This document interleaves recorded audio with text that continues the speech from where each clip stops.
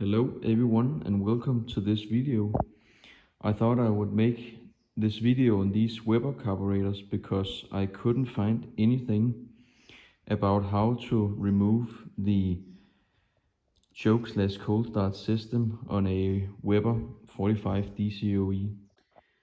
Just to give a little background story on why it's important to remove your choke/cold start system on your Weber is because when we mainly talk about racing, the reason why it's important to remove it is because when your engine works at really high RPM, then it causes the choke system to kind of engage itself, because when the engine works at high RPM, the vacuum gets so strong that it goes through this hole, and then it raises the two pistons that sits behind this cover, and that does so the engine takes more fuel, and that enriches your mixture, and that's definitely not optimal. So this is the cold start kit you need in order to remove the cold start system on your Weber. It looks like this, and I will also leave a link in the description so you can grab your own. And this is for one carburetor, so if you got two, then go ahead and get two of these. Alright, so now I have just lined everything up in order, so you can just quickly see what parts is needed.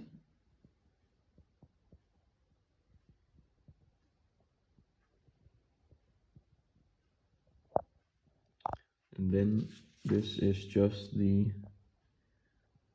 manual.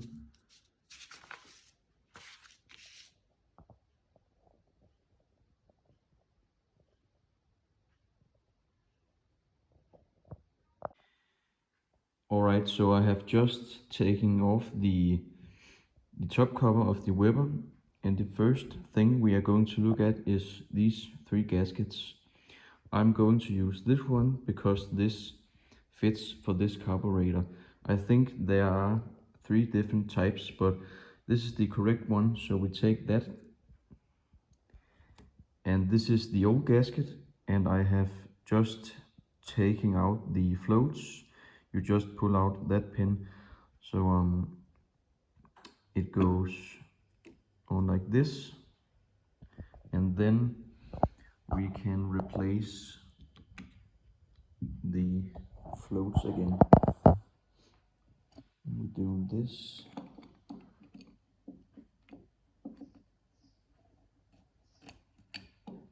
Like so.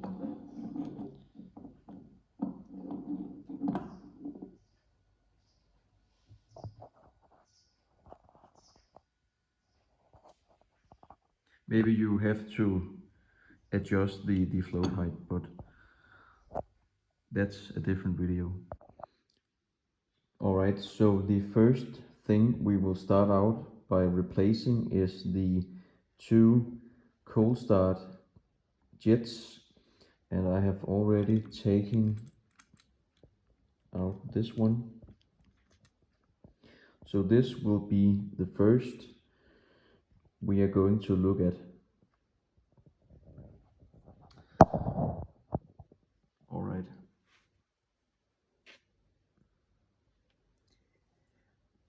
So we got these two things, and what I understand is that this is the jet holder, and it sucks air through that little hole, and it goes through and gets out here, and then at the bottom that little hole sucks in fuel. So when it sucks air in, it gets out here and gets down to this area where the fuel comes out of these holes.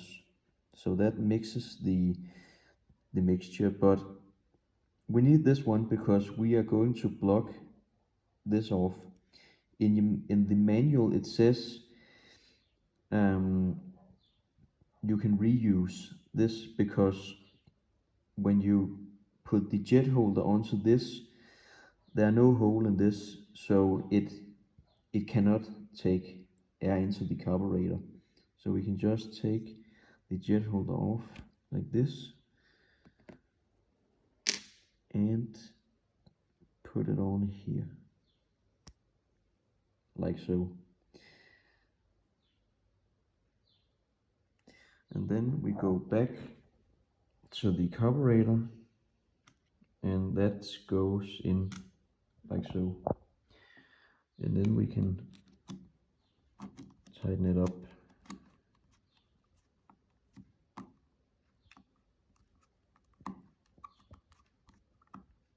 like so. And we will repeat the same with this one. So when both of your jets looks like this,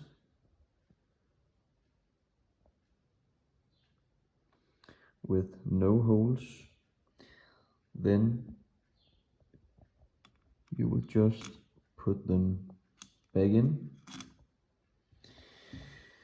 and then we can tighten them up.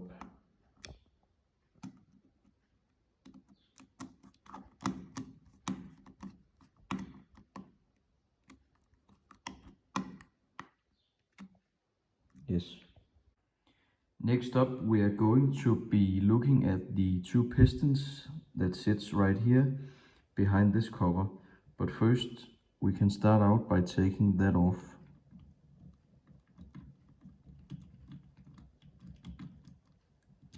Like so. And that looks like this. So this is just a little side note. If you are rebuilding the choke system and you are using it, make sure that you line these two marks up. There's one right here and one right there. Because if those are not lined up and if it sits like this, then your choke would be on for the whole time, and that's not great for your engine. So make sure it's lined up so it sits like this. Then you're all good. So now that we have removed the rear cover, then we can move on to taking out the two pistons. And we would just have to pop these off like this.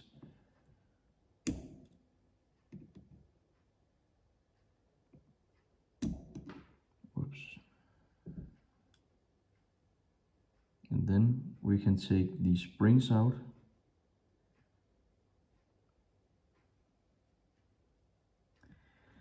And then we can see the two pistons that sits in here. I will just try to get one up.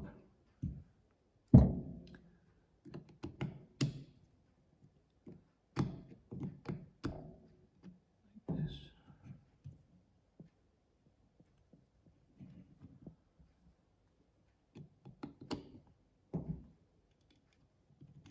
There it is. So this is the piston that sits in the choke system, and that's really important. We keep these two. The other one sits right there, because we're going to reuse these, so they block off the system.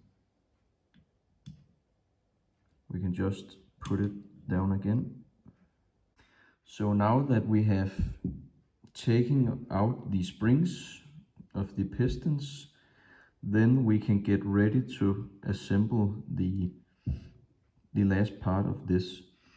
But we would have to use these two springs again, not the top caps, because what these two springs do is they make sure that these two pistons don't go up.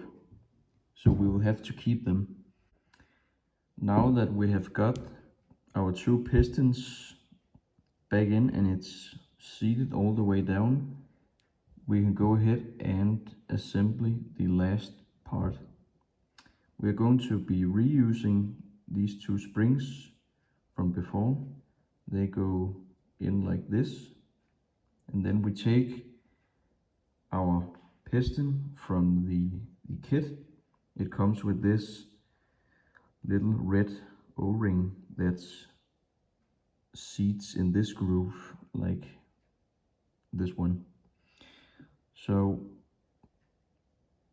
it goes on like this, and then the spring also from the kit goes on like this.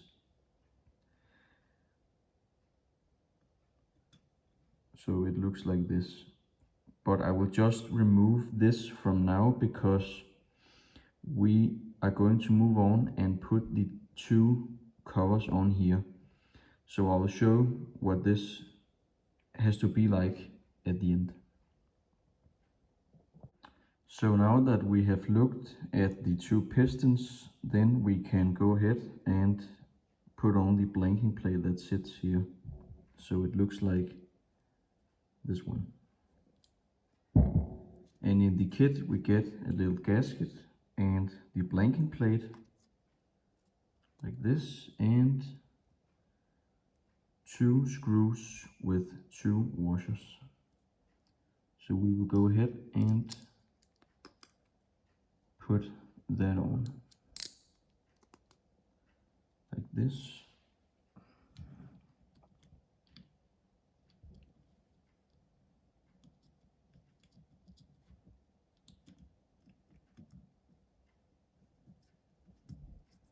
And like so, and then we go ahead and tighten up these screws.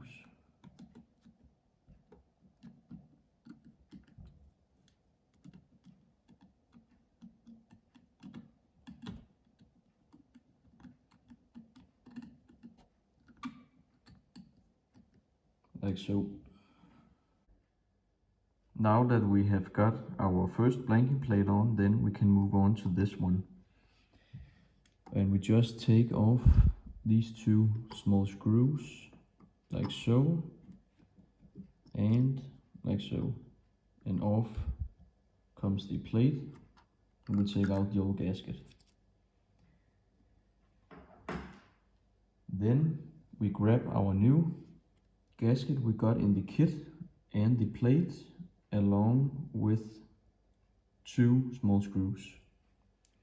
So first the gasket, then the plate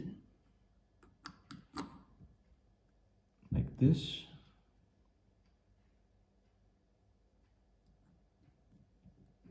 and then we put in the new screws.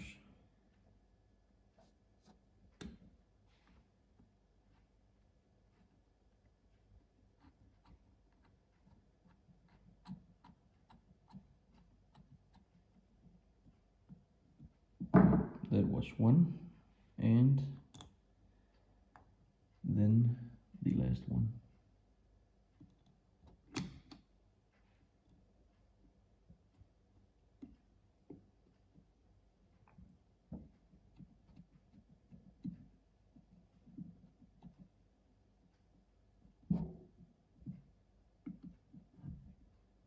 Like this. Now that we have got the two blanking plates on, we can move on to taking the accelerator pump out. In the kit we get this new one. To be honest, I don't really know why we have to replace it, but since we got a new one, then I would recommend doing it. So we take the old one out by lifting this up, comes out like this, and then we would have to reuse this one, and this is kind of tricky too. There, we got it. And the spring we also need, so this we can throw away. Then we take the new one and this new clips, put it on like this and up, and with the spring.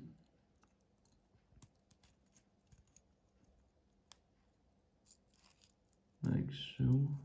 And then the piston.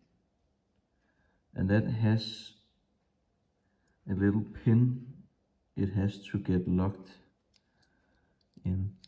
So let's see if we can get it right there. And like this.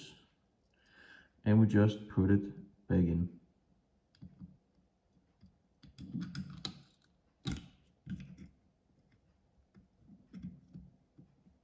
So.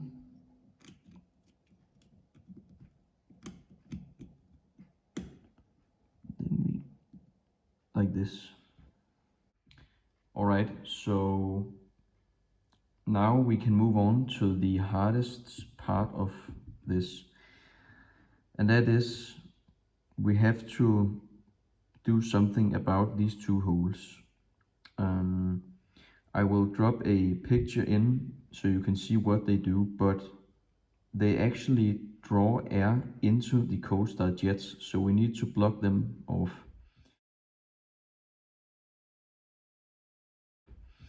WebCon actually gives you two methods. One is that you can use this little alloy ball or this little screw. I would recommend going with the screw because using the alloy ball can be a bit risky, because you have to place it in the hole like so and then slightly hammer it down, but that can be really risky because you can end up breaking the casting. So I would recommend going with this screw, but it is here the challenge starts, because from the factory these are not threaded, so you would have to get this tab, and this is a M5X 0.8 millimeter tab, so you would have to tap the holes, both of them, so they get threads. I have just done it like this, and then when you have done that, you can put in the screw right here, and then tighten it up like so. Yeah, that's the hardest part, but it's the best way to do it with this one and not the alloy balls. And a little add-on here: when you take your tapping drill, then you can also take the screw and put them up beside each other. So if you do it like this, then you would know when you hit the bottom in the carburetor. So if you place it like this, then you know when to stop. Alright, I have now got the other one in here, and you just have to slowly keep turning it.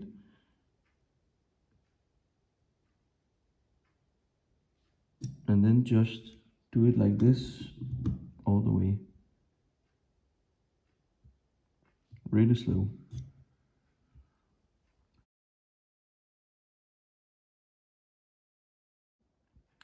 Alright, so now that we have completed the biggest challenge, and that was tapping these two holes, now we can move on and assembly the last thing. So again, the two springs go down into the pistons, and then we take our new pistons with the O-ring, and then we put it on here. But for now, we have to, when we take this top cover, we have to seat the 2 springs in these 2 holes. So let's see if we can do all that together. And then we take these new springs, put it on top, like this. And then we have to get the cover on. And this can maybe be a little bit tricky. Let's see if we can do it.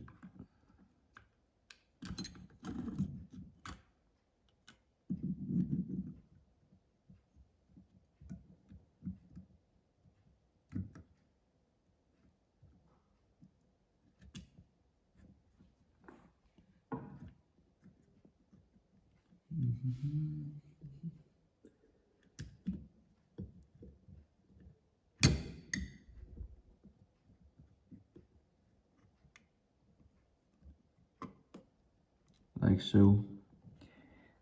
Then when we press it down, then the springs get compressed and nothing is able to move inside. So we just take our screws and put them in.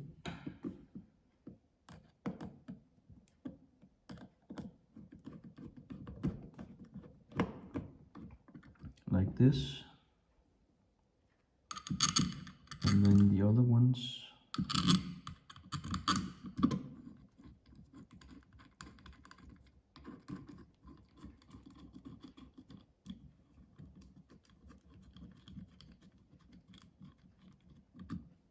And then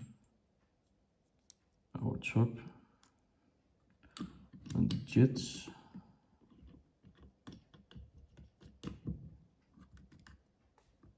Like so. And then we tighten everything up.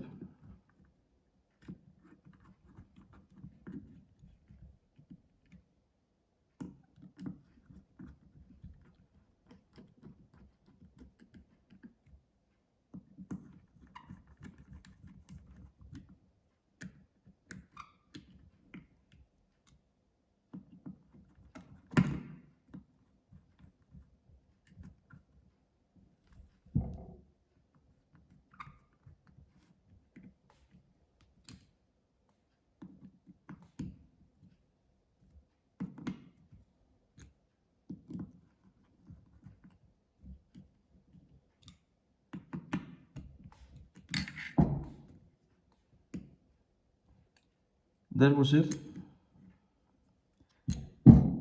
So that was the complete guide on how to remove your choke/cold start system on a Weber DCOE.